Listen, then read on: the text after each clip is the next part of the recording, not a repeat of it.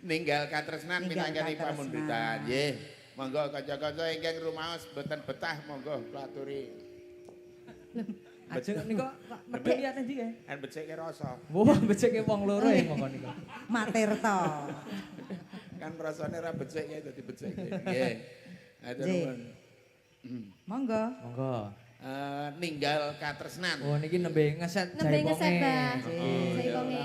Ngeset, ngerti ngeset ora? Jenengan retas ngerset to. Ngeset boten. Ngeset ki Ngeset. rak sing jebloken yuk ngene kae to. Keset. Oh, kaset kae. Ngeset ki apa to? Ngeset ki nek wis suwe njur rada bosok kae ngeset. Ngeset. Oh, ngono to. Apa Kuwi daya? lho. Ngeset Ngepaske. Tata-tata. Tata-tata. Sampun siap kanca? Nggih. Pun. Ninggal katresnan. Kok rong. Wah, apik banget ya iki. Nggih, monggo. Kok sangu Monggo, tekek balungan bareng. apa? Yo, iki buat.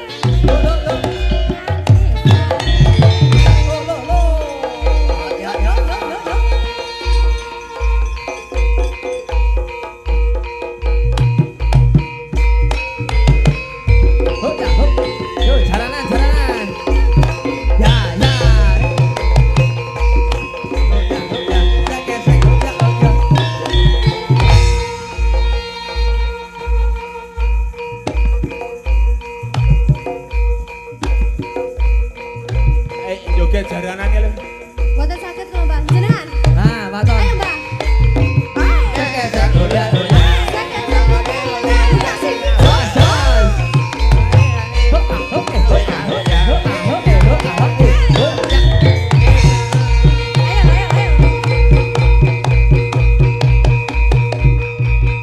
Wis dadi bisa. Piye? Sami-sami matur nuwun Mbak Lala kali Mbak Erina.